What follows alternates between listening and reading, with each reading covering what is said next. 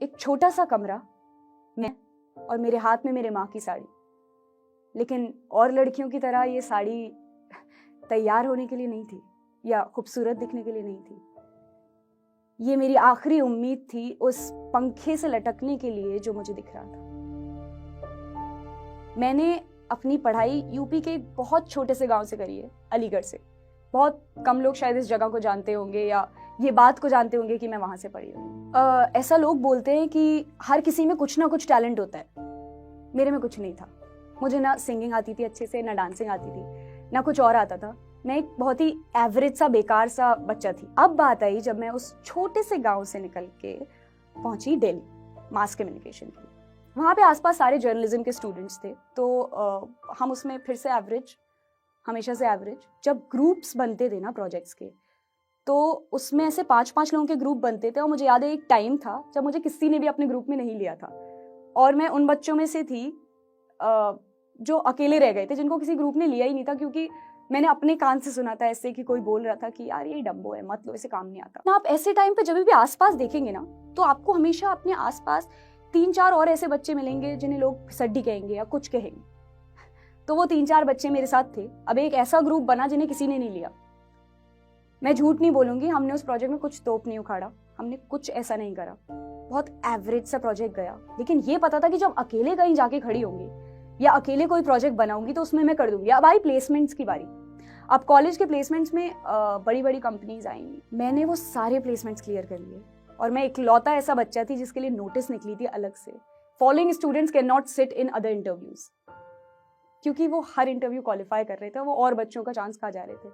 और उसमें सिर्फ एक नाम था और वो था मेरा। और फेयरवेल की स्पीच में मुझे याद है कि जब इंसान बहुत शोर नहीं मचाता ना, तो एक ही बात बोलता है। फेयरवेल की स्पीच में मैंने सबके सामने बोला था कि इस क्लास के सारे बच्चे डम थे और आज वो सारे डम बच्चे प्लेस्ड हैं।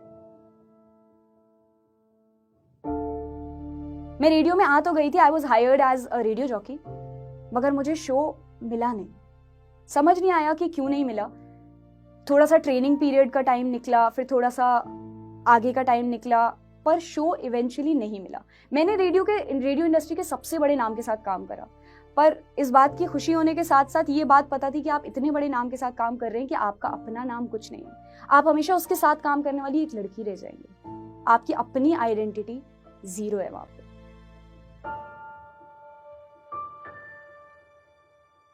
वो वीडियो वायरल चली गई और वो ऑफिस की जो सबसे बड़ी वीडियो थी उससे भी ऊपर निकल गई। मार्केटिंग टीम ने खड़े होकर स्टैंडिंग ओवेशन दिया, बहुत तारीफें मिली, बहुत अच्छा लगा। लेकिन ये समझ नहीं आया कि कितने लोगों के आप इसके साथ साथ दुश्मन बन गए हैं। तो जब लोग आपके दुश्मन बन गए हैं तो वो आपको नीचे खींचेंगे। अब लोगों ने ये बातें करना शुरू करी कि यार इसकी एक वीडियो वायरल चली गई है, तो इससे लग रहा है कि अब हर वीडियो पे वीडियो वायरल ही जाती जाएगी। क्या उखाड़ा है इसने लाइफ में? कुछ भी नहीं, एक ही वीडियो तो वायरल गई है। उसके बाद आज तक मैंने शायद उस कंपनी में 200 कुछ वीडियो बनाई है, और मेरी हर एक वीडियो उस पेज पे वायरल थी। 6 मिलियन, 7 मिलियन, 11 मिलियन, 18 मिलियन। मैंने अकेले अपने बॉस का पूरा टारगेट कंप्लीट कर। तो मैंने पहली रिकॉर्डिंग करी। मैंने बहुत एक्साइटमेंट से ये कहा कि मैं जाके उनको सुनाऊंगी। तो जब उन्होंने सुनी तो उन्होंने बोला, सबके बीच में उन्होंने ऐसे बोला, दिस रिकॉर्डिंग इज शिट। और मेरा वहाँ उस जगह खड़े होकर 100 बार दिल टूटा था कि ये कितनी खराब तरीके से, मुझे आज तक किसी ने ऐसे नहीं बोले। मेरे इमीडिएटली आंखों में आंसू आ गए and I left for the washroom. और मैं वॉशरूम जाके बहुत रोई।